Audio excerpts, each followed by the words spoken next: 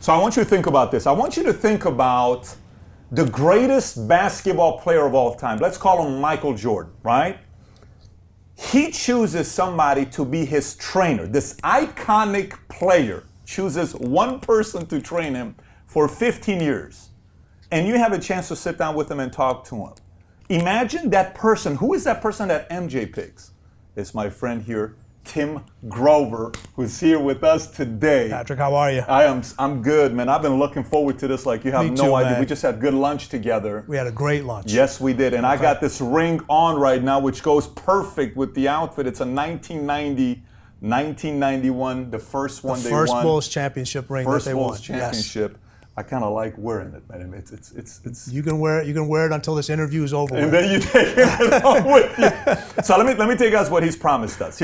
You have promised me that in today's interview you're going to cover stuff you've never covered before in any other interview. Absolutely. Never. I'm looking for stuff that I'm saying today in this interview. Okay. From the questions that you're going to ask me, the answers I have never said before. So let's get right into it, man. I'm like a 12-year-old right now, sitting. Asking all these questions to get into it. Okay, so look, before we get into the whole mindset and relentless and the cooler, the closer, the cleaner, all these other things, how did this whole thing come about? So, who was Tim Grover in high school, post? How did that relationship with MJ get started? Why don't we start off there first? Well, I actually played college basketball myself. I mean, I played at a University of Illinois, Chicago, small Division I school. Mid-major, but in order for me just to play at that level, I had to work extremely hard. But I knew I wasn't going to go pro. All right, you had to realize, hey, it's not going to happen. I'll tell you this great story about it. I was either a sophomore or junior, and this point guard came into the gym from a high school, and I played him in a one-on-one. All right, he was a junior in high school, and I was either a sophomore or junior in college. He kicked my ass. Really? I'm talking about 3 years younger than I am in high school. Younger than you? Yeah, younger. I'm talking. I was in college. He was a high school. He was a junior in high school. I was a junior in college. You know who it was? Tim Hardaway. Tim Hardaway, Miami hit Tim Hardaway, Golden State. Tim Hardaway. Okay. Wiped the floor with me. Wow. I knew right then and there. I said. One, I knew he was going pro, and second, I said, I have no chance. Wow. No chance, okay? But I wanted to be involved in sports. I still wanted to be involved in sports, ideally basketball. So I said, you know what? If I can't do it, all right, let me figure out a way. Let me educate myself so I can help others stay injury-free, become better athletes, make better decisions, become the top of their game. So I started to study kinesiology and exercise physiology, and that's what led me towards working with the greatest. What year is this? Oh my goodness, we're talking about late 79 to 84, 85 in those years. That's when you're playing, or that's when you're studying kinesiology? Both. Okay. Yeah, I'm a couple months older than you. No, you're listening. I'm doing the math. You don't look your age though. If I'm doing the math right. Yeah. Okay, so when did you get to the point where you started saying, I'm gonna go and get some of these NBA players? And was your target, like, did you put target right off the bat? I'm going straight to MJ's. Well, you know what? When I started studying, everyone says, "Oh, you're going to be a gym teacher." I said, "No." I said, "I'm going to work with professional athletes." I knew what I wanted to do. I said, I'm going to work with professional athletes. So that was the goal I set in my mind, and I just said, hey, that's going to take a place in my head. That's the only thing that I want to do, and I got to figure out a way to get there. So I studied and learned my craft better than anybody else. Did I start with the professional athletes? No. After I graduated, I went to work in a local health club. Really, I knew everything from a book standpoint, but still, you got to know how to apply it. Okay, so I, worked with anybody I could. These are not pros. These aren't pros. I'm talking about housewives. I'm talking about individuals that just want to get in shape. People that have had injuries from different sports, kids, anybody. Just kind of developing programs, implementing what I've learned, and actually being able to apply it. Mm-hmm. And once I started to look at that craft, I said, okay, now I'm starting to figure out how to actually apply this stuff and how to use it and put the formulas together and put the workouts together and do all these different things. I mean, stuff that they're doing now from a workout standpoint, I was doing 30 years ago. Wow. I was So doing none of the stuff is new to you. No, I mean, some of the stuff is new. It's different. I stay on top of it. Right. All right, I got to continue to learn, continue to be better myself so I can better my athletes, better my craft. But it's just a different way of doing the same thing. Right now, there's a lot more resources, a lot more education, a lot more testing available. Back then, you kind of had to just figure it out. And I think that's there was no YouTube. There was none of this online stuff to go to and research, right? But see, I also think now is the ability that you have all this stuff now, people just can't figure it out. Got it. That's one of the things that's taken away from individuals now. Okay, because they have all this vast information and there's so much information available and there's so much help out there that everyone's always looking for somebody else to figure out stuff that you should be able to figure out yourself. So Tim, how do you pick and choose who to listen to? I pick and choose who I want to listen to, somebody that resonates with me, okay? And I'll tell you, this is a little different, okay? You know how I choose a client and who I listen to? How? That person has to be as fucked up as I am, okay? Seriously, okay? So we're in a good position here. Yeah, that person, when I choose a client, okay, they have to be as messed up. When you say messed up, you're saying talking crazy, crazy, off chip, dark side, vice. Yes, I'm talking about addicted, everything to being great. They gotta want it. Okay, they gotta want it. Okay, I know I'm crazy. How do you figure that out? How do you figure it out when you see them? You know what? You can figure it out in 10 minutes just by talking to them. Wow. Okay, you ask the right questions, you talk to the individual, and then you see if they back it up. Because anybody can talk a story. Right. What's the cheapest thing in the world? Talk. The price has never gone up. It's never going to go up. But when you actually tell somebody to back it up and you say, hey, now I want you to do this, this, and this, now it becomes a different point. So when you choose somebody to listen to, and you choose somebody to learn from, and you choose a business partner, you choose a client, they got to be as crazy and they got to be as fucked up as you are. That's how you get success. That's how you know you're going to be able to push that individual. That's how you know that relationship is going to last. People talk about in business or think, oh, you got to find a balance. You got to find that person. If you're one way, you got to find a person that's the other way. No, that's bullshit. That's pulling you away from how you want to do things and how. If you're intense, the next person I want is to be as super intense. Now, those people around you, they got to be smarter than you are. Right. You don't want to surround yourself with people that, if you're the smartest person in the room, you need to get more people in the room. Sure. Okay. You should not walk into the room and ever be the smartest person in there. Okay. The people around you have to be much smarter, or at least in certain things. You may have an expertise in one thing, but that other individual better have an expertise that's beyond yours in something else.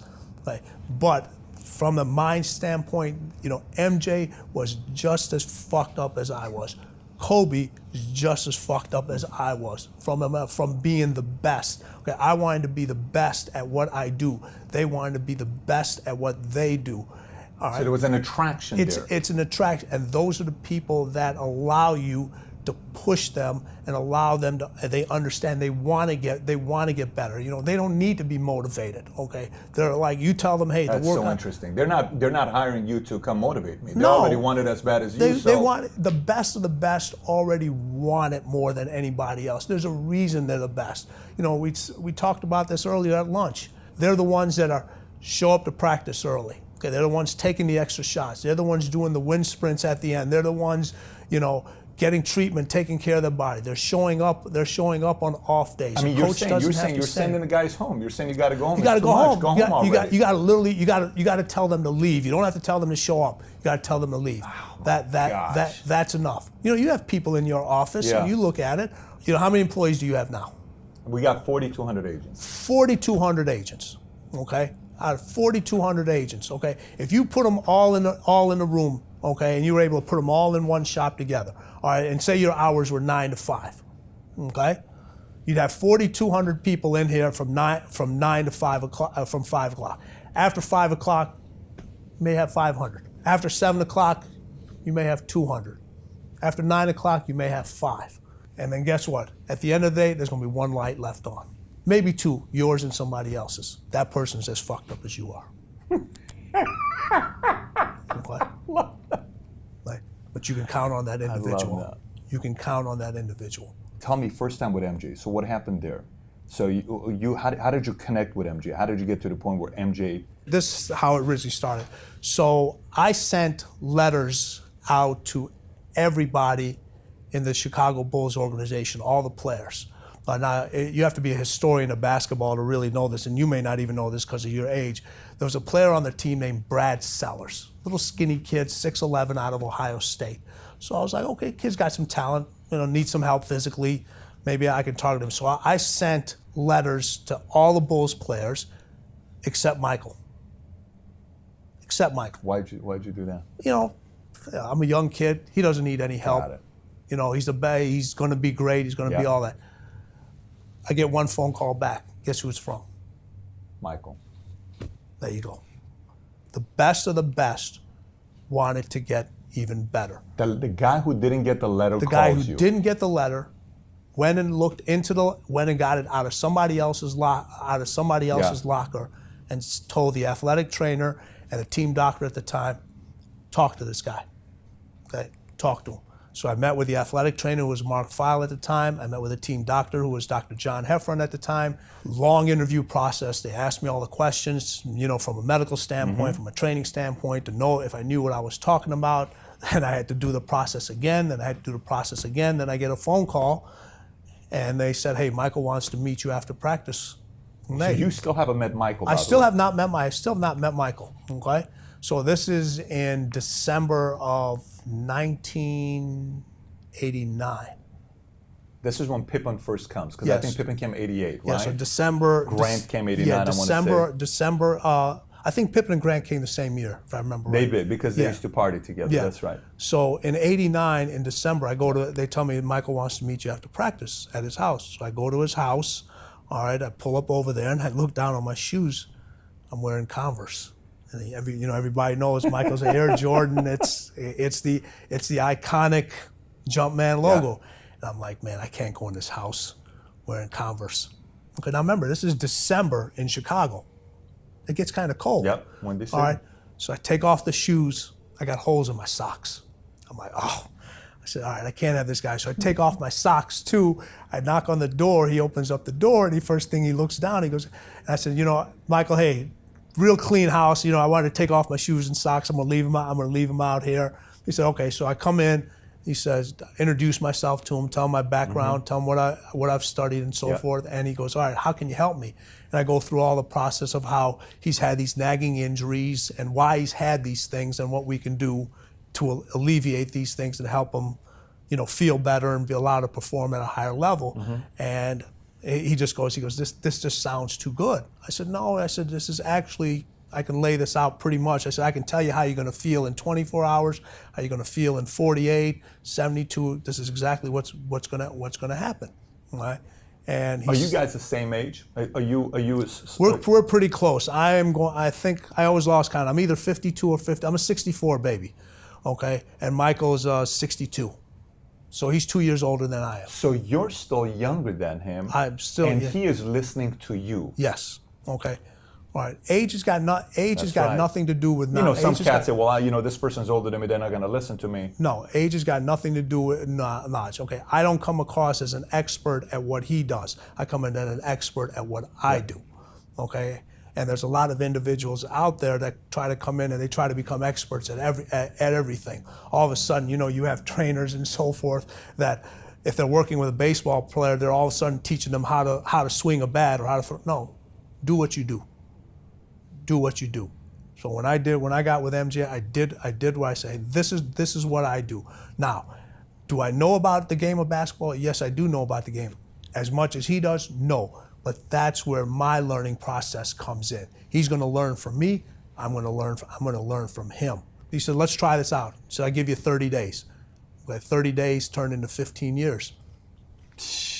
Okay. 15 years he stays with you. 15, and that's key there, because a lot of individuals now, okay, especially in this generation, not only from a training standpoint, but from a knowledge standpoint, they're jumping from one thing to another. Yeah. You know, they're using this trainer this week, they're using another trainer next week. You know, they're using this person as a mentor on YouTube, then they're using this person over here. Okay, and they're getting all this conflicting information. Okay, you gotta master what you're going to master. Okay, you have to figure it out. Too many people are jumping from place to place to place. Michael, Kobe, all these individuals, they mastered one aspect of the game. When they mastered that aspect of the game, then they moved to another aspect of the game. You know, how many individuals, you have 100,000 people following you, okay? You put content out on a regular basis. And what are people always asking? They want more content. They want more content. They can't remember what the fuck you said 2 days ago. That's right. Okay, and they're already on to the next lesson. You got to master that stuff first. That's such a message I'm aligned with. I mean, Tim, I'm 100% aligned with that message. So he stays with you for 50, he keeps you for 15 years. I did basketball, I did the retirement, I did baseball, I did back to basketball. You did all of it? I did all of it. So he had a deal with you. He said what? He said he wanted you, he hired you, but there was one rule. You couldn't train anybody else. So what's that story all about? It was the thing. MJ used to say, he goes, man, I don't pay you to train me. I pay you not to train anybody else. Okay. Now, for the first 3 years I was with him, he didn't allow me to train anybody else.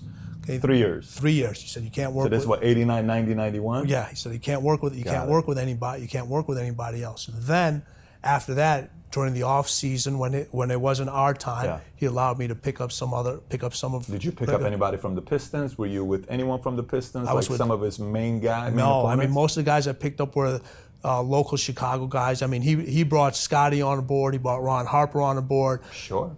I trained the local guys from Chicago like Nick Anderson. Did Nick Anderson play? He played Orlando. He played in Orlando. Kendall Gill. You know, these were all Illinois guys. Yeah. These were all Chicago guys. They were where Chicago was home. So I was working with those individuals. But the deal I had with those guys, I said, listen, when the boss calls, and I've only had one boss. He's the only person I've ever called boss. He says, when he calls, I gotta go. And as long as you guys have that understanding, we're good. And I told him, I said, you guys would not be working out with me if it wasn't for him. That's just amazing. Yeah. So let me ask this, because I want to set the tone first. So from there, you know, we can go into some of the other items.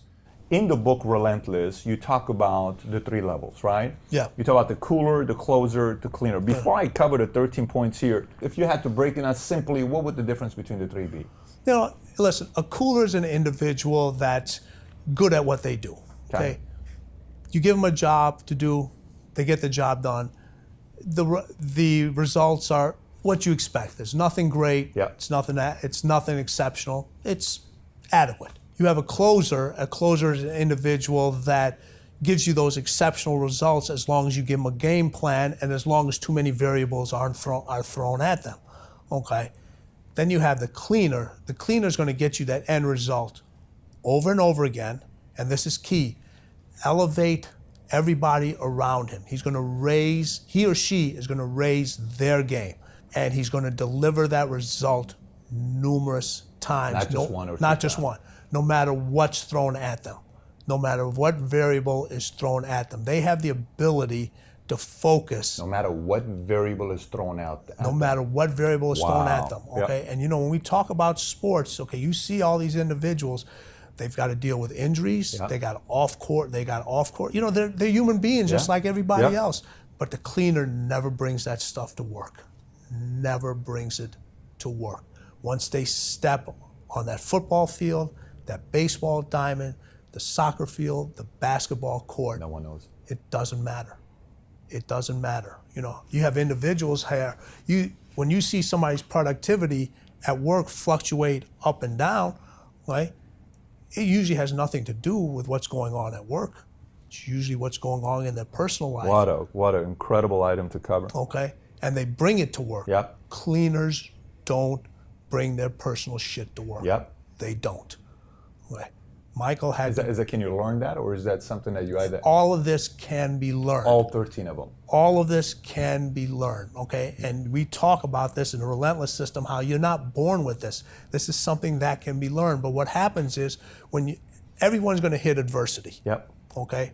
Everyone's going to hit adversity. It's how you deal with that adversity. And the key word is you, not letting somebody else deal with that adversity. You have to deal with that adversity. And how you deal with it. Are you going to fight through it, or are you going to curl up and just roll over into the corner? Is going to pretty much determine how the rest of your development from a mental standpoint is going to carry you. You know, people talk about this. People talk about this all the time. You know, losing builds character. Okay, well, how much fucking character do you need? Seriously, all right. You know, you want to keep losing. Hey, listen, I'd rather have a person win who has a little bit of character. Yeah. Okay, who's a little nuts, and a person that loses all the time and has got great character. At some point, you got to start winning. You can't always look for other people to help you. Other people got their own problems. They got their own shit they got to deal with. They're trying to achieve their own goals. They are willing to assist, but after a while, okay, if you constantly looking for assistance, constantly looking for help, it's on you. Your failure and your success is on you. And isn't that great? Because you have control if you think about it that way. I mean, if it's external, you can control external. If it's internal, you can control all the internal. So, Tim, how about I cover some of these 13 of how cleaners think, and then so we can kind of address this. So here's what you got. Cleaners, you keep pushing yourself harder when everybody else has had enough. 1. You get into the zone, you shut out everything else, you control the uncontrollable. That's all about clarity. Clear. All about clarity. Okay, the zone is about clarity. That's all it is. It's about the individuals that can block everything out, that can not only do that, though? see and feel. Okay, so you know what? You hear this about, how many times have you watched sports and they said, the person's thinking too much. Stop thinking. Yep. Stop thinking. Just go out and play. Well, what happens when you tell an individual to stop thinking? What's the first thing they do? They start thinking. Yep. Exactly. Do you know how many hours and years of preparation go into not being able to not to think about something? Okay. It takes years and years and years of doing the same fucking thing over and over and over again. Okay. Learn how not to think. Not to think. Wow. To be able to take a reaction Yeah. and turn it into a reflex. That's what the greatest can do. Most people react to things. Okay, the greatest, it's an instinct. It's impulsive. It's innate. It becomes a reflex. You know, we talk about this. Listen, trust your instincts. That's what closers do. You know what cleaners do? Their instincts trust them. I got this. I'll give you a great example about that, and we'll pick up the other thing. All right, Doug Collins, coach of the Bulls, is drawing up this play. Okay, last second play, he's drawing. It's the Cleveland play, the one he beat Elo, right? Yep. So he's drawing up this play, all this other stuff. He's over, and he raises it. Michael turns around and said, "Hey, give me the ball, get the fuck out the way." In the timeout. Yeah, after the time, you know, before Doug, he goes, "Give me the ball, get the fuck out the way." Okay. That's the don't think. Okay, that's the point where, hey, listen, my instincts trust me. Give me the ball, just get the hell out the way. I'm winning this game. I'm winning this game. But that game-winning shot wasn't made there. It was made many years before, in the dark gym by himself with somebody rebounding the ball, whether it was me or somebody else, shooting that same shot over and over and over and over again, saying, no, if I get to this spot, I don't care if there's 10 hands in front of me. If I get to this spot, the shot's going in because I've done it over and over again. And we see it over and over again on commercials now, everywhere. That's clarity. Yeah, clarity. Now, obviously, he had it at the highest level. Okay, so the third one, we got, you know exactly who you are. You know exactly who you are. Okay, the key, that one, your obligation to yourself, okay, has to be greater than anybody else's obligation to you. What does that mean? Okay, you get so many people that want shit for you more than you want it for yourself.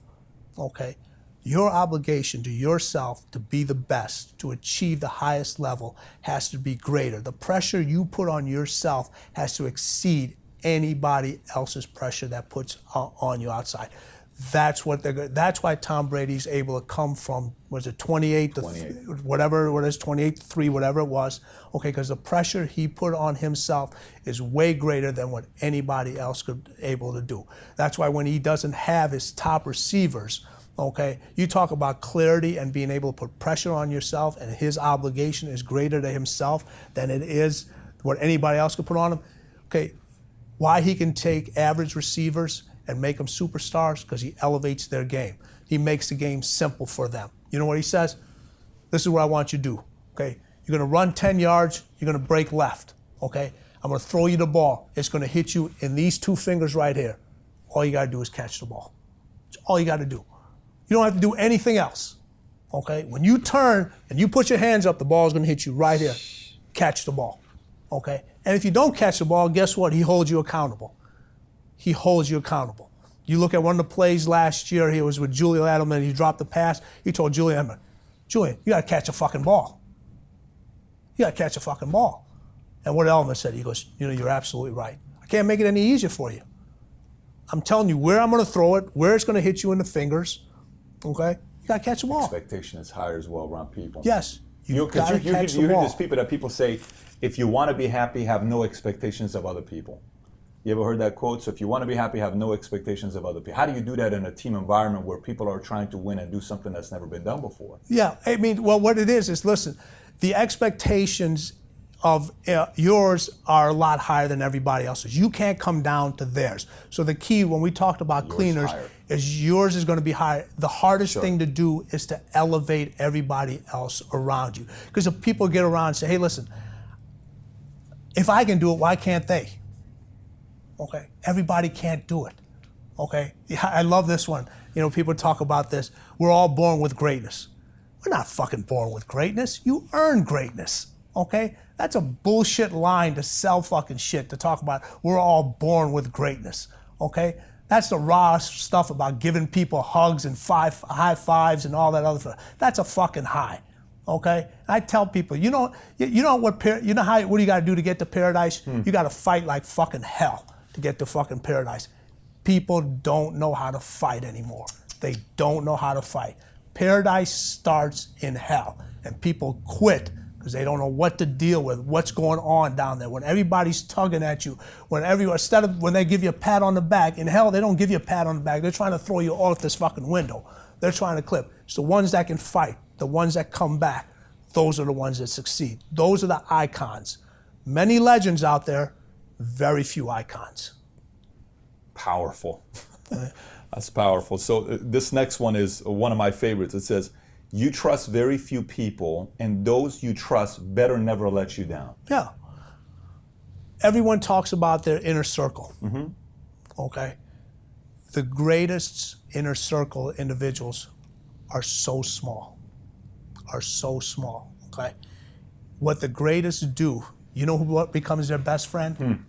Distance. Distance becomes their best friend. Distance becomes their best friend. Distance from their competition. Okay. Distance from others. Okay. Distance from their family. Wow. Okay. Distance from their friends. Okay. You have all these individuals that hang out together. Okay. We idolize individuals. Okay. Everyone tries to fit in a group. Okay. You're growing up. I want to be part of this fraternity. I want to hang out with these people. I want to hang out over here. Who do you idolize the most? The ones that stand alone. The ones that create distance between you and the competition and everybody else. Okay. You have all your friends that they may have all started off together, and what happens is when they know they can't keep up, okay, you create distance. Okay. You want them to come with you, but they don't have the ability to. They don't have the discipline. They don't have the sacrifice. So distance has to become your best friend in order for you to achieve the best at what you want to do. I know these are completely different thoughts than what other people tell you. Surround yourself with positive people. You know what that means? That means lie to my fucking face so I can feel good about myself. That's what that means. Okay? You need to surround yourself with people that tell you the fucking truth. When you're fucking up, they tell you you're fucking up. You made a bad decision. Now, when you say you made a bad decision, now you got to go fix it. So now somebody says that to you. If this guy walks away and he's hurt and he's sensitive, then what do? You know what? I wait to see if that. Well, first of all, those are the individuals I won't even work with. There you go. So Okay. that's a filtering process for you. It's a So filter. if a guy can't handle you pushing him and giving you pressure, this is a filter for him. Yeah, exactly. You know what? And that's why in the category, we talk about 3 different categories. You talk about your coolers, Right. you talk about your closers, and you talk about your cleaners. Now, this is where you got to be very careful of. You need all 3 in your company, your business, and your sport Sure. in order to succeed. If you only have one group of individuals, you're never going to make it, okay? But the thing you got to understand is you might have a cooler who's a cooler at work who comes in, does what their expectations are low, they do what they're supposed to do, they leave during their hours, but they might be a cleaner at something else, okay? They might be a cleaner in raising money for a charity, taking care of their kids, whatever it may be. So now when you try, but you see a different potential in them, and you're trying to say, hey, you know what? Man, if this person would work just a little harder, they could make so much more money. So, and you're thinking in your mind, I want to help this individual. I want to push them. But that's not what they want to do. Okay, that's not where their cleaner status is. Many people struggle with that, by the way, because you're hoping the person you like the most wants it as bad as you. Right. It's rarely the case. And exactly, and that's why we go back to what I said about your obligation. Okay, people have different obligations themselves. Okay, we talk about can you be a cleaner in multiple things? No, you can be a cleaner in one thing. Now you can surround What did you tell MJ when he went to baseball? Okay, I didn't tell him he couldn't do it. Okay, we're gonna do whatever we can to make you as successful as possible. Now, there was a baseball strike that happened during that year. They wanted him to cross the line. This is nothing new. It's public information. He wouldn't cross a picket line. Right? Now, was he as successful as we wanted him to be? No. But to take an individual who wanted to try something and knew the scrutiny that was going to follow it, and the individuals just to have the mental aptitude to push himself and continue the same work ethic that he took in basketball, he took in baseball. Now, you know what they say, the hardest thing in professional sports is to hit a baseball. I kind of disagree with that. To me, the most toughest thing in sports is to be an NFL quarterback, because a lot of baseball players are now hitting above 275, hitting the 300s. How many prize NFL quarterbacks can you name? Not that many. It's a personal. That's a personal opinion. That's interesting. Okay, that's just mine. But when you look at from, he hit in the 200s. I can't remember his average. All right, but the pursuit to try to get better every single day, regardless of what everybody else was saying, to go from staying in 5-star hotels when you're with the Chicago Bulls to staying at hotels where you can literally just walk up on the door and having a roommate. And instead of flying everywhere, okay, having to take a Greyhound, having to take a Trailways bus, okay, and not asking for special treatment. I'm one of the guys. I love that. I clearly remember that, and I love that. Okay, that's amazing, especially the part where you talk about distance. Fascinating. Here's the next one. You don't recognize failure. You know there's more than one way to get what you want. We're all going to fail at something. Everyone's failed at something. Okay? But it's only a failure if you decided to be a failure. Okay? There's just not one way of getting things done. Okay? When you have an individual and they make phone calls to sell your product, okay? No is just the start of a different conversation. Now, if you get no and you just hang up, man, I can't do this anymore. Right. Okay. So failure is what you think and what you set up in your head. It's the individuals that can bounce back for that. Okay. People are going to say no. Okay. They're going to say yes. Okay. Are you willing to understand why they said no? Okay, so it doesn't happen again to the next person. It might not be the right time. Okay, just because you don't win the championship one year, okay, are you going to say I'm a failure? Okay, yeah, you know what? You might have not reached the ultimate goal, but next year you retool. You figure out a different way. What do I have to do? The one thing that MJ did every single year, and Kobe did this also, is I have to add something new to my game. Wow. Every single year, okay? And this is what separates the greats of the greats from everybody else. And this is, like I said, I'm going to give you something new that I've given you some nuggets already. I'm going to give you some more. They have talent, okay? The greats, everyone's got talent in something, okay? Everyone has talent in something. But do you have the intelligence that goes with that talent, okay? A lot of people are talented in a lot of things, okay? You got individuals that can run so fast, okay? Or play in a pickup basketball game that look unbelievable. But now when you put them in a setting where you have to have some intelligence, where they have to think about the plays or think about the defense, okay? Think about, have you ever seen the size of an NFL playbook? I mean, it's about this thick, okay? Now those people have to, your greatest quarterbacks, they know all the plays, and they know all the plays of everybody, all their teammates. So, a lot of plays aren't like, what they do is the receiver runs out, okay, and they throw to a spot. They don't throw it to the person. Okay, the play is, hey, you're going to run 7 yards, you're going to break left, I'm going to throw the ball. You run 7 yards and the receiver breaks right, the ball's going in the wrong direction, okay? So with the talent has to become the intelligence. With the intelligence has to come the competitiveness. Okay. So when you got individuals that are extremely talented, Intelligent. intelligent, Now it's competition, competitive. and they're competitive, okay. Now you're starting to put the pieces together. Would you say would you say Kobe and MJ were at a whole different level at that than everybody else? Whole different level. But now when we talked about failure, this is the key point in this one right here. Resiliency. Resiliency. When things go bad, when all the bullshit starts to come in, okay, when everybody's pulling you in different directions, telling you, you can't do this, you can't do that, you're not this, you have the resiliency to show them, okay? You can't win the championship leading the league in scoring. I'm going to show you, okay?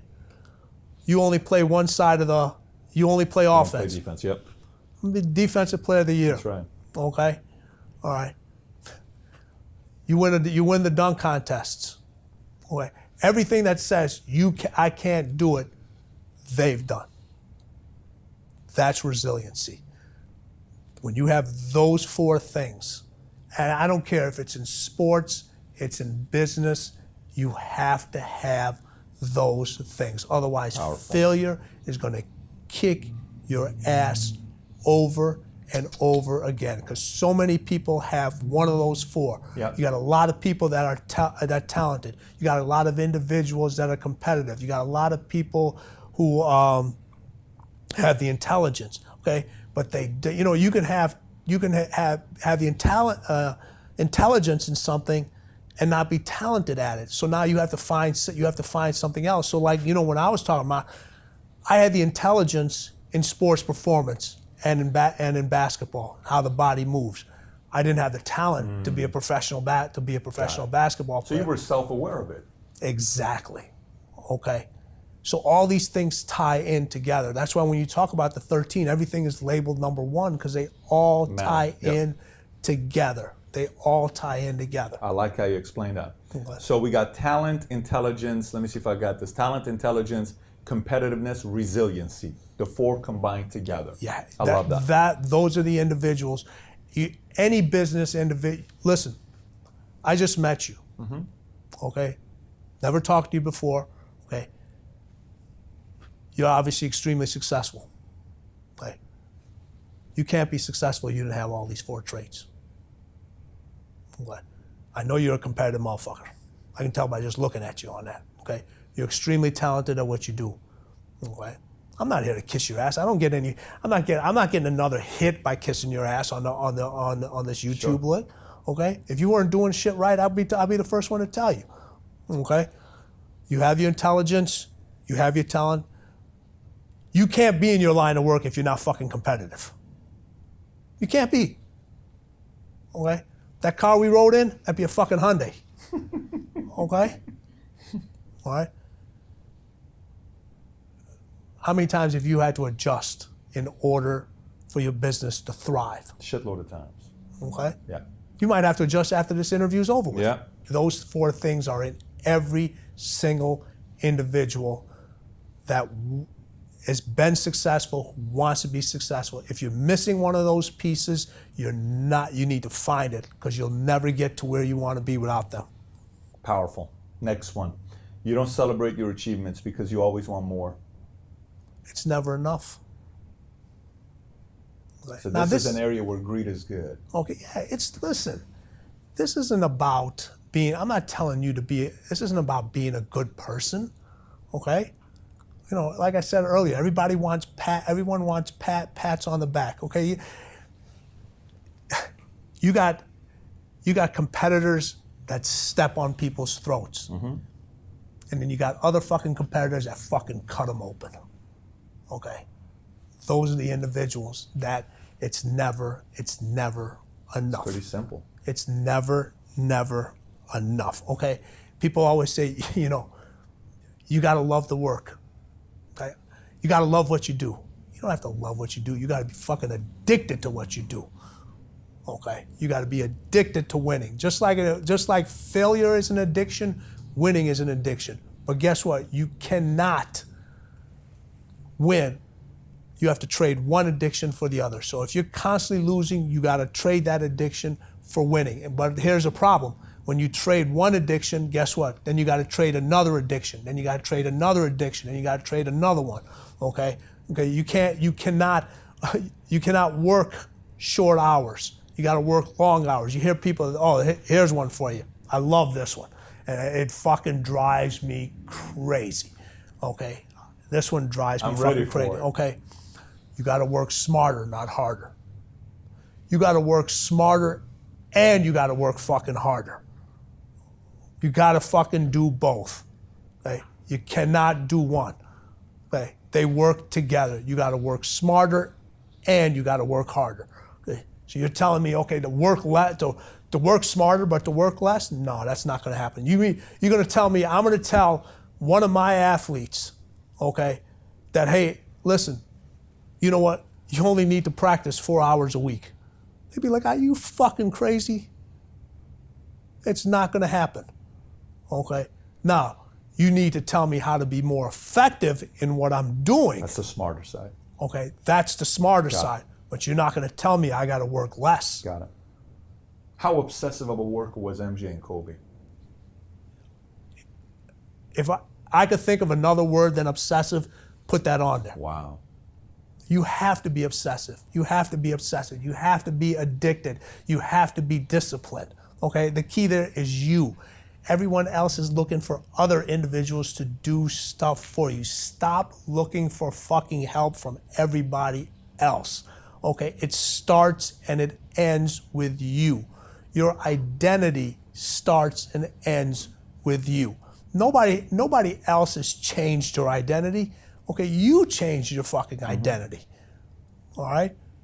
And you're the only individual that can change it back. You know, the success, oh, you've become successful. I bet you get this one all the time. Man, you've changed. You've changed. Okay? No, you haven't changed. Everybody else around you has changed. All success has done is magnified who you really are. Okay? If you're a fucking prick when you had no money, you're a bigger prick when you have money. Okay? If you were charitable when you didn't have money, you're going to be more charitable when you have money. Okay?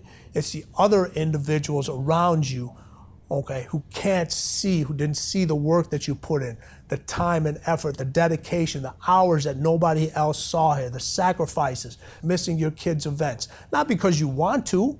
Nobody wants to miss nobody wants to miss any of their kids' performances, sports, games, or so forth, okay? But it happens. It does happen. You try to limit it as much as possible. We'll get in this later on, about balance. That's one of my big things. Everyone talks about balance. You know how I feel about balance. We'll get to that. Next one is a favorite. This one is one that when you read the book, you're like, wait a minute, what's he talking about here?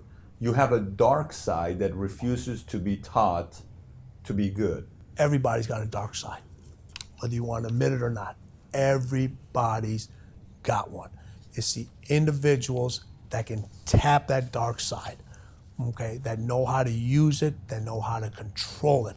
And everyone talks about dark side as it being bad. It's not about being bad. It's about something that's unique to you, okay? It's what fuels you. It's what your desires. It's your ego. It's your fucking greed.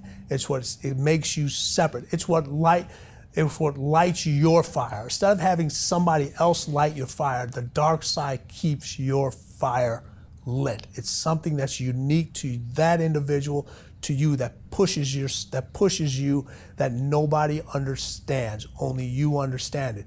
And you see it a lot of time in athletes. When it gets out of control, it's, athletes, business, politicians, all that other stuff. It can destroy you. But the individuals that can control it, harness it, acknowledge it, know how to use it, it takes them to a completely different level. Masks, I love to talk about masks and so forth. In your office, one of your individuals, he's got a Batman thing up there, and I got a Batman and the Superman, okay? So we talk about this. You look at an individual. You look at Clark Kent, you look at Bruce Wayne, you look at Batman, and you look at Superman. Which is a real alter ego? Is it Bruce Wayne or is it Batman? Everyone says Batman and Superman is the alter ego. No, it's not. That's who they really are. Okay, when they take the mask off, they become somebody else. Wow. Okay.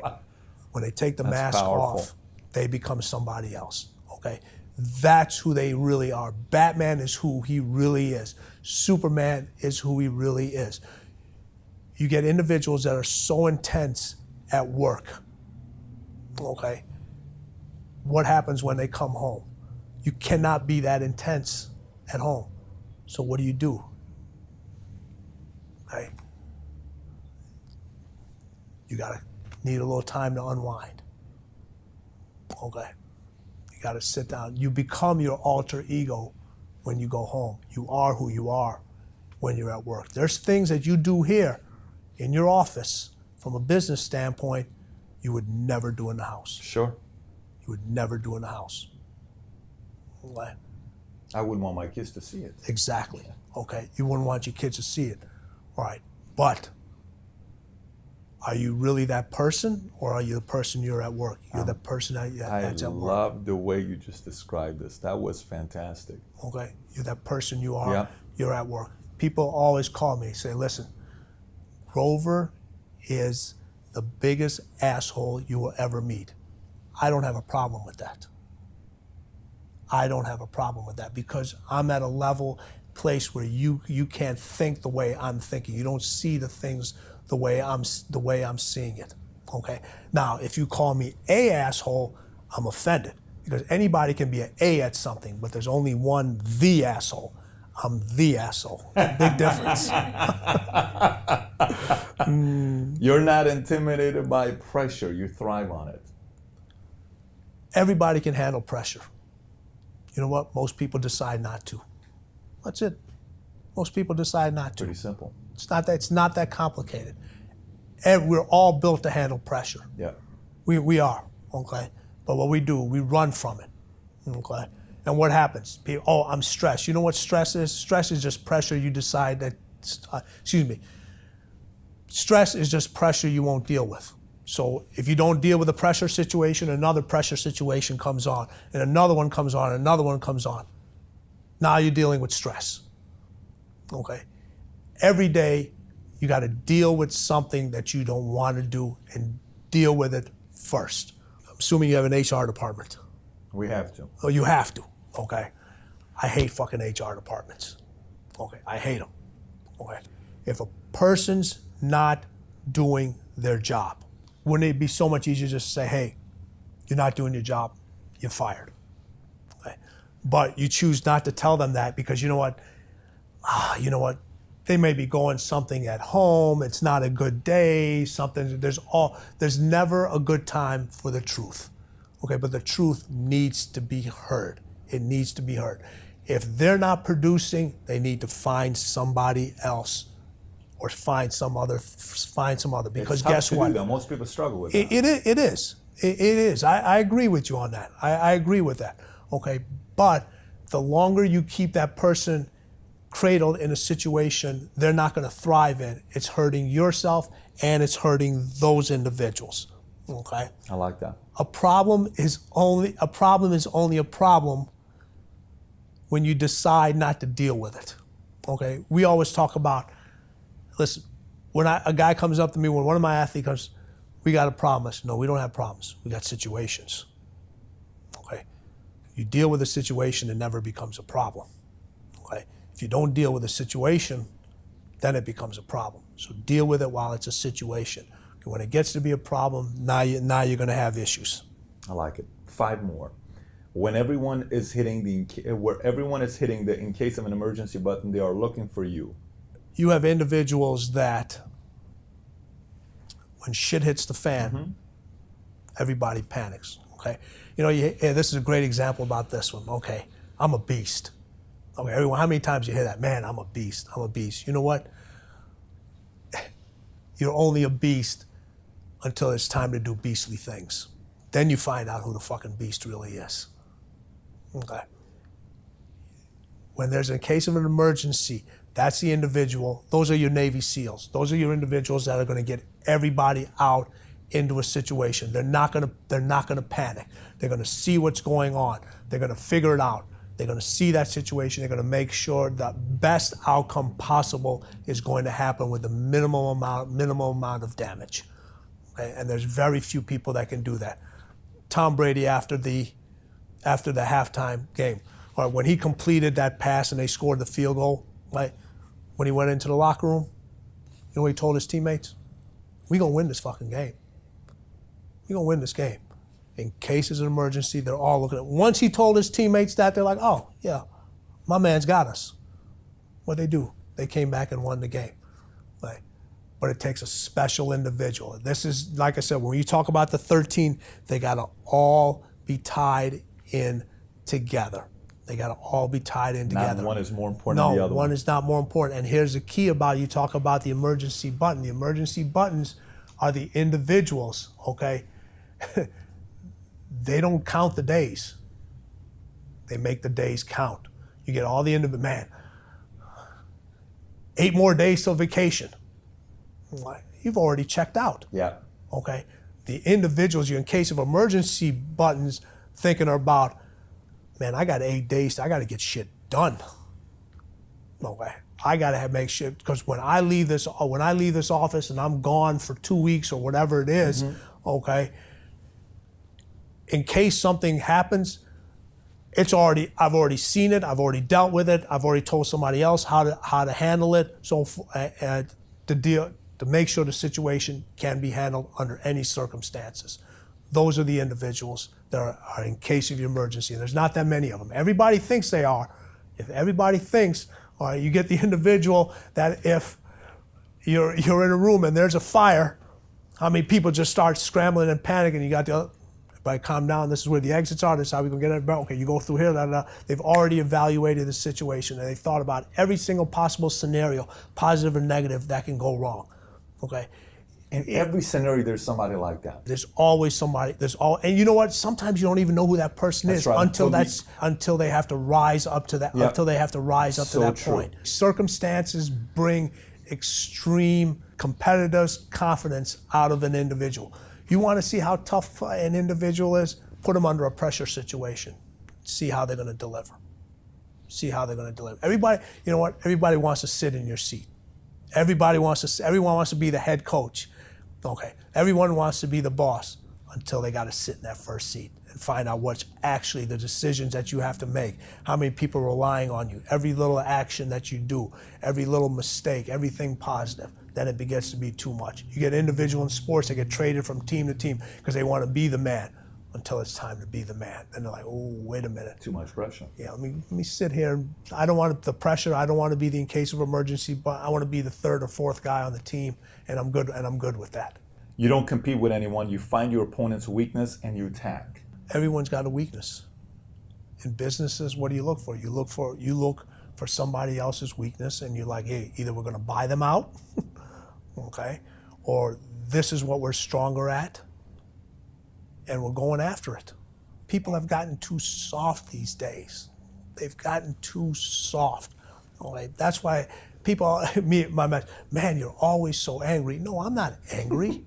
Okay? This has got nothing. You haven't seen me angry. Okay? This has got nothing to do with anger. I'm just telling you the truth.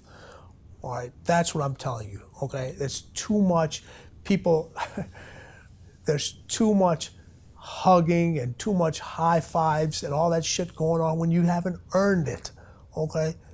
You go to these seminars, you go to the, hey, turn around, give the person next to you a pat on the back, give them a high five, give them a hug. When I come from, you got to earn your fucking high fives, okay? You got to earn your accolades. You got to earn your hug, right? This isn't about participation trophies. You don't get rewarded for participating. You don't get rewarded for participating in life.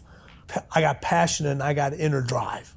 You got a person that you come into your office, have you ever given anybody a raise because their results suck, but they got great passion and inner drive? Oh, hey, passion and inner drive has to be followed by an action. You have to have an action that follows it. And that's the hardest part. People don't want to have that action. Everyone talks about, man, they got all these dreams dancing in their head. I want to do this, I want to do this, I want to do. Guess what? Dreams want to live just like everybody else. And if you don't bring them to life, somebody else will. They're going to jump from your head right into somebody else's head. And that person is going to bring those dreams to life. And you're going to be sitting there back thinking, man, I could have, I should have, I would have. Well, you had your chance. You got to deliver. You got to have action. You got to deliver. I like that. 3 more left we got here. You make decisions, not suggestions. You know the answer while everyone else is asking questions. People will reason they don't want to make decisions because then you got to answer the hard questions. It's easy to make a suggestion because then you can also, well, it was just a suggestion, or you can put it on somebody else. But when it's a decision, you got to answer the hard questions. You have to answer the hard questions, okay? The thing about when you talk about decisions and so forth, the one thing I tell people is everyone always says, man, we got to smooth things out. We got to do this. Listen, I'll tell you one thing. There is nothing smooth about me. Not the way I walk, not the way I talk, not the way I handle my athletes. Okay, there's nothing smooth about the way I do things. Okay, I'm not that soft side of the sponge. I'm that other side of the sponge that you know when you got to scrape the dirt off of it and you got to get the grease out. That's what I do. Those are those individuals. You get everyone. I want to set the world on fire. Well, guess what? If you're setting the world on fire, you better learn how to fucking put that fire out. You better learn how to put that fire out. Cool. You don't have to love the work, but you're addicted to the results. Well, we talked about this a little bit earlier. You know, everyone talks about, man, you name one individual. We have quite a few individuals in this room right now. You and I are talking. You're going to sit here and tell me that you love everything about your job. Every single bit of it. No, that's bullshit. You don't love everything about your job.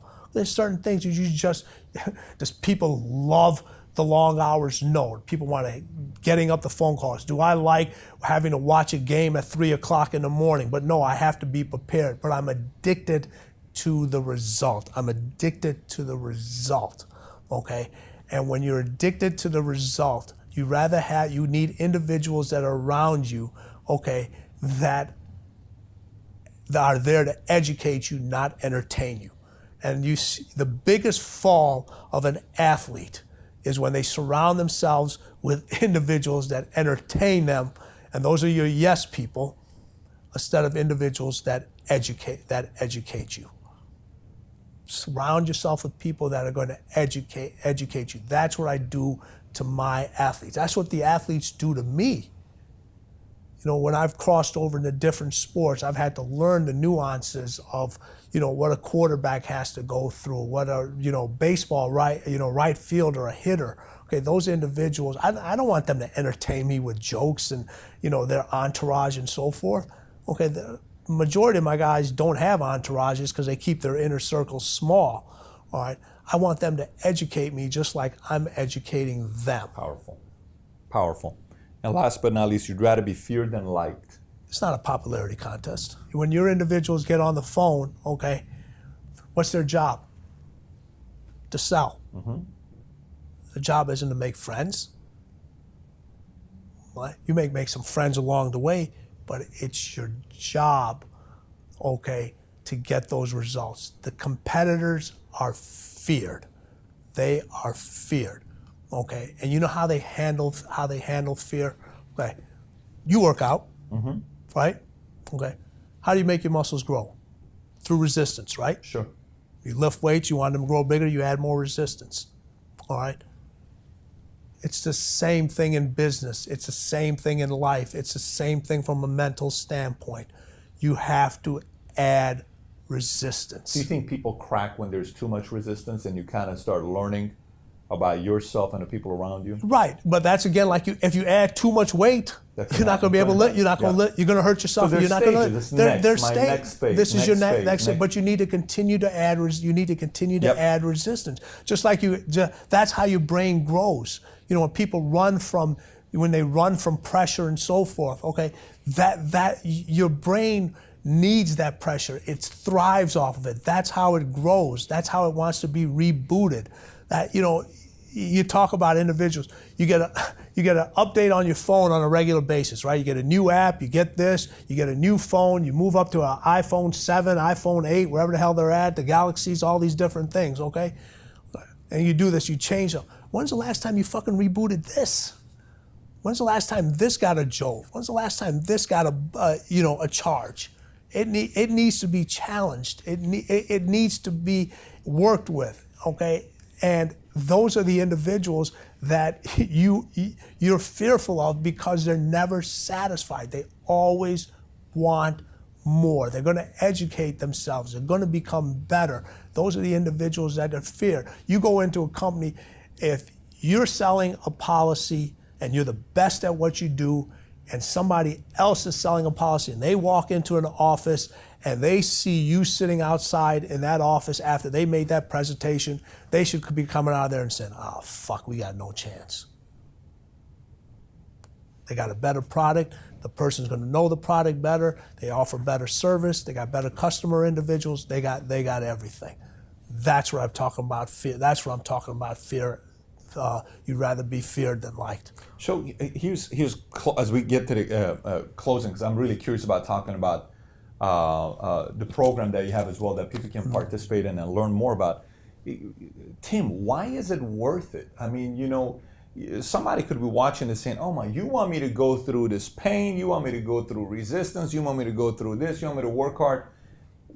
Why is it worth it? I mean, is the part about being worth the price you're going to pay, is that an individual thing, or can somebody who's sitting be inspired to say, listen, I got it, it is worth it, I'm going to give everything I got to this one thing. When you say mastery, I'm going to give everything I got to this one thing to master, but why is it worth it? Because the results are so fucking good. It feels so fucking good when you can get there. It really does. And people always fall just a little short just right before they get there, okay? And what we're trying to do is, what the Relentless system does, it's a mindset. Before you have an exceptional skill set, okay, you have to have the right mindset. You have to have a great mindset. So when you're sitting there, you're trying to sell your product, you're making phone calls, you're giving a lecture, whatever it may be, you're driving a bus, you're a doctor, whatever it may be, the stronger your mindset is, the greater your skill set is going to be. It's not the other way around. When you talk mindset, stronger the skill set. Okay. Michael and Kobe weren't the greatest athletes that I've ever worked with. Okay. They were great athletes. They weren't the greatest. Okay. but their mindset is what separates those individuals. You know, Tom Brady was drafted 199th. That's sick. Okay, he was a 6th-round pick. Okay, so that's going to tell you right now, from an athletic standpoint, he wasn't the most athletic. Okay, but from a mindset standpoint, okay, he's a fucking killer. He is a killer. I mean, you could see the other team was shivering. Yes. Okay. You know, everyone talks about this. Oh, you know, the other team choked. No, they didn't choke. Okay, the Patriots made them choke. There's a huge difference. Yeah. Huge difference. So look, I mean, you know, I have to ask you this because I have friends who are diehard LeBron guys, and then LeBron's the modern day. You know, he's the main face right now. Durant won it obviously last year. Curry's got some stuff going on. So there's a part in the book where you talk about that. I read the hard sure. cover. So would you consider LeBron James a cleaner? Well, when we originally wrote the hardcover, we said no. Okay, even though he had won championships in Miami.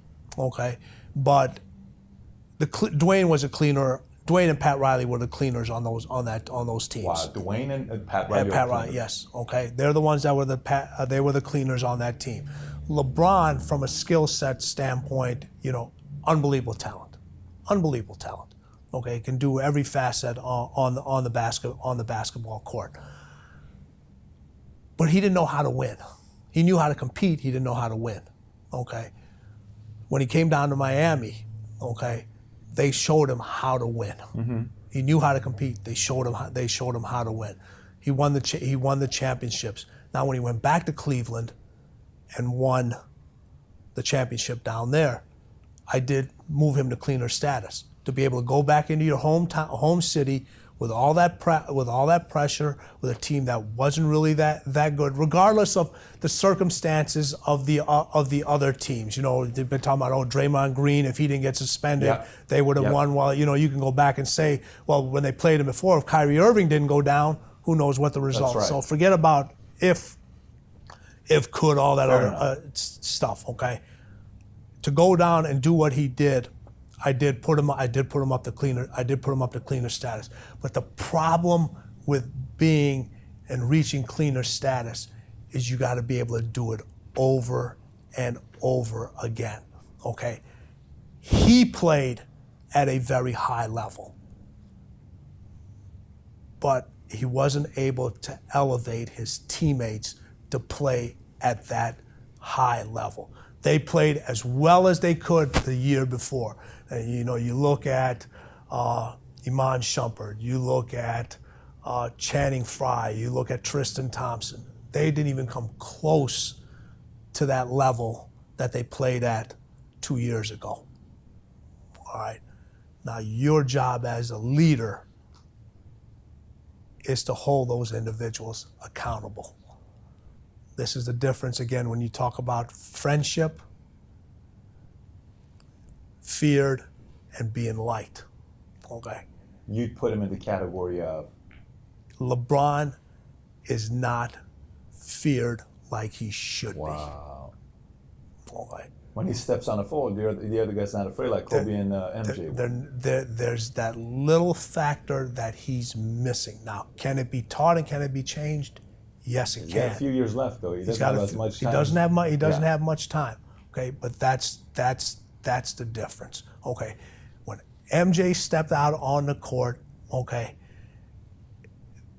Well, I'll even use a different example. You know, we talk about MJ. I'll talk about Larry Bird. Larry Bird was known as one of the biggest trash talkers out there. Okay, you know why those individuals talk trash? Not only to get into the opponent's head, but to psych themselves up. Because now, if they say this is what I'm going to do, they have to elevate their game. They have to back it up. They have to back it up. So the trash talking isn't only one-sided; it's both sides. All right. So when you go out there, you can't be worried about what. This is not about friendship. You're not out on the court to make. You're not out in the competitiveness to make friends. You can afterwards. You want to go out, hang a drink. Sure. We can do that. But when it comes to winning, okay, LeBron is a step on your throat guy. He's not a cut your throat guy. So your number one draft pick of all time, if you had to start a team, first pick is who? MJ, Michael Hands Jordan, down. hands down. Second. Hakeem Olajuwon. Third.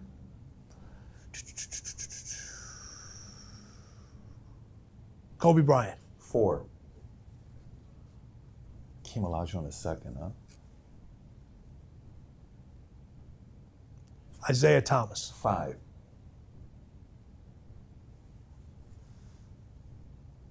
This is that's that. So we got Isaiah, we got MJ, Bird. Kobe. Kobe, No, you haven't said Bird. You said Hakeem. Hakeem. So I got Isaiah's my point, MJ's my two.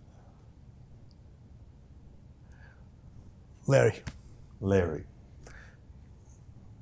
That's a tough starting It's a tough, but you know what? Listen, you got Kevin Durant. You got Kevin Durant out there. I'm a huge Scottie Pippen fan, a client for many, many years. You know, when you talk about winners, you know, you got to talk about Magic Johnson. You know, so there's no perfect fit. But what I'm looking at is people talk about the individuals that I picked. It doesn't matter what era they played in, how the game was reffed, how the rules would change. They would adapt, adjust, and overcome. It doesn't matter. It doesn't matter. Whatever era it is. Whatever Today. to the day, whatever era it is. So Tim, question for you. So anybody that spends a lot of time with you, obviously they're going to be thinking about in a different way. They're going to be preparing in a different way. Their mindset's going to change. But most people can't spend 80 grand or 100 grand or whatever the amount is to be able to have somebody like you work with them directly. You told me that you now have a program. All these years you haven't done anything like this ever, that you just launched last week, where anybody around the world can get one-on-one time in a website. They can go literally learn for you 50 different videos. Talk 50 about plus that a little video. bit. It's called the Relentless system. Okay, and it's me talking to you the way I talk to my athletes, but not only from what I've learned from these individuals. Right, the thing that I got a chance to do, being blessed to work with the greatest of the greats, is they hung out with the greats. Okay, so I got a chance to see MJ, Scottie, Kobe sit down and talk to a Wayne Gretzky, talk to a John Elway, talk to a Muhammad Ali, okay, Floyd Mayweather, Roger Federer, okay, to see all these, and just for them to sit there and just listen to them. No cameras, no nothing. Just sit there, talk, ask about the Derek Jeters, about what competition means to them. What do they do to get to that next level? And this wasn't just a one-time thing. This was like, people call they have these things called the masterminds. What do you think that was going on in there? You talk about the ultimate cleaners and your competitors in there, and I'm just sitting there like a little fly on the wall that never left. Wow. And I'm just absorbing all this information, and that's the information I'm giving you in this system, is what the best of the best in their competitive natures, how they think, and not only as it relates to sports, as it relates to anything you do, whether it's business, whether it's sales, whether it's raising your kids. It's being able to identify these traits and what it takes to be exceptional and improve at what you're trying to do, because there's always a next level. All right, there's over 50 plus programs. All right, normally the program sells for $1,297. Okay, but because of this, my relationship with you, and we're going to continue to do business for your viewers, your listeners, I'm giving them 40% off. 40% off. Off the $12.97. Off the That's 50 plus $12.97. videos that they get a chance 50 plus videos. You can watch it on you can watch it off your phone, your tablets, your computers. You can take it with you. It's like having me in your fucking bedroom, stuck to your ass, wherever you want me to be. Pretty interesting place. I'm there. I like that. I'm there. All right. But what you have to do in order to get that discount, okay, you have to text the word cleaner, CLEANER, to 96,000. If you text cleaner to 96,000, you get that discount. Cleaner to 96,000. Yes. Then the information sent to them with the 40% discount. 40% and discount. Then they sign up and go from there. Sign up and go from there. And I'm telling you, you won't be disappointed. Okay. If you enjoyed the way I talked and the lessons and the stuff I gave you today, and I told you it was going to be different. All right. Like I said, this isn't about high fives. This isn't about hugs. This is not a sugar high that wears off. Okay, you want to know what the ultimate competitors do? Okay, how they think, how they act, and why they're so successful. And this is, remember, success is, you measure what success is. It's, for some individuals, it's money. Okay, for other individuals, it could be happiness, it could be charitable things, it could be whatever. The definition of success is something you decide of what it is for you to be. All right, this will help you get there. Here's what I can tell you. Harrison, we were talking about Harrison, Steelers linebacker. What's James Harrison, right? I mean, just 95. I think his number is 95. Is it 95? I think it's 95. He did an interview last week, or was it last week? Maybe a week and a half ago. Yeah, he's been doing them quite a bit. Yeah. And they asked him. They said, "So what do you spend every year on? What do you spend every year on? What do you call it? On his body. On your body." He says $375,000 per year. Yeah. So he said, "How can you play and you're so old? You know, you're not the typical 26-year-old guy." But here's the thing: he's just not playing. He's playing at a very high level. Intense level. Yes. At the position he gets it, and he can last this long of a time. The reason why I'm telling that story here is because I'm a byproduct of having invested in a lot of different programs that shaped my mindset. And if there's one area, I was cheap when it came to clothes early in my career. I was cheap when it came down to cars. I was a big cash saver. I was never cheap when it came down to putting money into how I can think from somebody that has a proven track record. Everybody watching this admires MJ. 15 years he mentored MJ for his conditioning, personal training. There's a reason for that. There's some things that can be learned there. So my encouragement will be, one more time, cleaner. Text cleaner to the number 96,000. Text cleaner to the number 96,000 to get more information about what our friend here, Tim Grover, is doing. And by the way, if you haven't read the book Relentless, 100% you got to get yourself and everybody else reading the book Relentless. It's a must read. It's one of those books where I read every year, where I say everyone's got to read this book. So I got to give this ring back to you. Yeah, but hold on. You give me that one back. Yeah. Now I'm going to give you this one. You got to be kidding me here. That's a Lakers championship ring. 2009. Is this the Celtics one? Yeah. You want to know what's the craziest thing about this? I was at this game. This is your ring. Yeah. Unfreaking believable, man. He's being polite. Unfucking believable, man. I mean, this is like, holy shit. I told you I had a surprise for you. Unfreaking believable, man. That's sick, and it's got Grover on this side, because you were working with Kobe directly at this time. Mm-hmm. So you got one from Bulls, and you got I got six from. Hold on, let's get this straight. I got 6 from Chicago. And you got one from. No. Okay, I got 6 from Chicago. Okay. Please correct me. I'm gonna correct you. I'm gonna correct you right now. Okay, I got 6 from Chicago. I got 4 from LA. And I got 3 from Miami. 6, 4, 13. Okay. So. Listen, man, this is pretty wild. You wouldn't want to do a fist bump with this one. You're gonna get hurt if you do it with this. This is insane here. Well, brother, appreciate you coming out. No, truly, my pleasure. Thank you very much. I had such a good time.